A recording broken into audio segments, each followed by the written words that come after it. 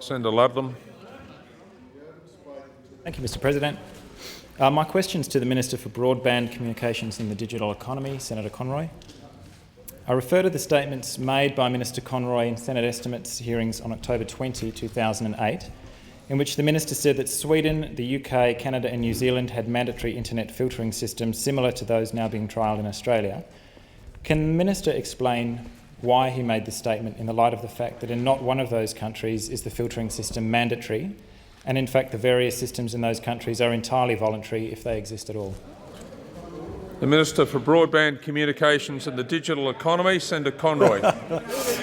Thank you, Mr President. I thank the Senator for his question and further thank him for providing me with notice of the question. The government's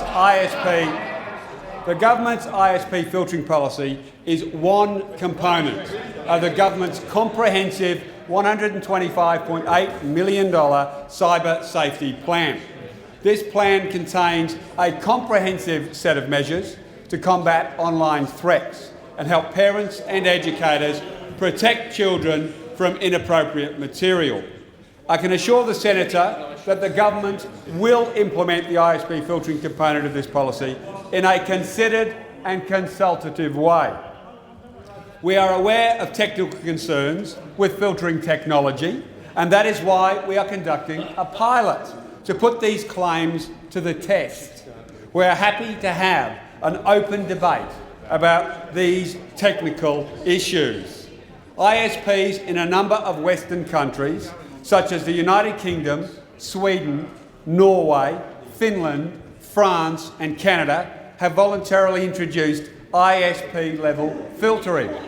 The government is, of course, considering the experience of these countries in the development of its own policy. This international experience will also inform the government's upcoming real-world live pilot. On 10th of November, I released an expression of interest seeking the participation of ISPs and mobile telephone operators in this live pilot. The pilot will test filtering specifically against the ACMA blacklist of prohibited internet content, which is mostly child pornography, as well as filtering of other unwanted content. While the ACMA blacklist is currently around 1,300 URLs, the pilot will test against this list, as well as filtering for a range of URLs to around 10,000, so that the impact on network performance of a larger blacklist can be examined. The live pilot will provide valuable real-world evidence on the potential impacts on internet speeds and costs to industry, and will help ensure we implement a filtering solution that is efficient, effective and easy for Australian families to use. The pilot is intended to take a very flexible approach and cover a range of different ISPs and types of connections. The technical testing framework for the pilot indicates a range of speeds will be tested based on what most households can currently access. This range is not a hard and fast limit. Some people do currently have connections above 12 meg, and the framework notes that consideration will also be given to testing performances above 12 meg. Should an ISP wish to extend the pilot beyond 12 meg, they are invited to put forward this in their expression of interest.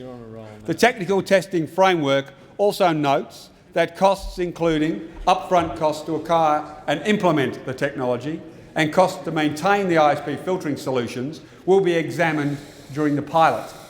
The costs are expected to vary depending on the size and complexity of the ISP, the type of filtering solution chosen, and the manner in which filtering is deployed by the ISP. The pilot is an opportunity for the Australian industry to now come forward and engage directly with the Australian government in the development of ISP filtering. I strongly urge industry to become involved. As I've said earlier, the government intends to take a consultative... Your time has expired. Senator Ludlam. Thank you, Mr President. I thank the Minister for his attempt to answer the question. Of the supplementary in two parts, if I may. Will the Minister be providing a retraction to the Environment, Communications and the Arts Committee, as the answer he gave then was substantially different to the answer that was provided to that committee? Will the Minister provide us a definition of what he meant by unwanted content and where we might find a definition of unwanted?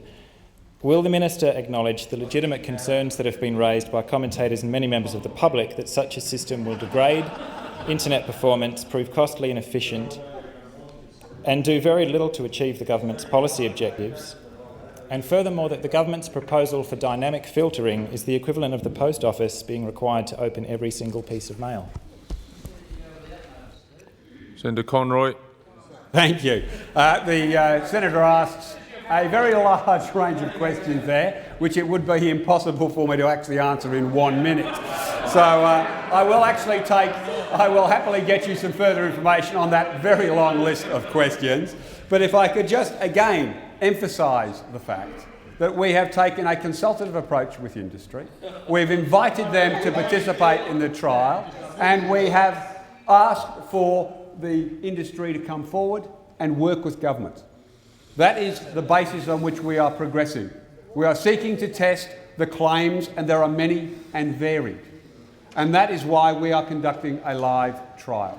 So in terms of the further detail, as I said, it was quite a comprehensive list of questions there. I am happy to come back and provide the Senator with further information.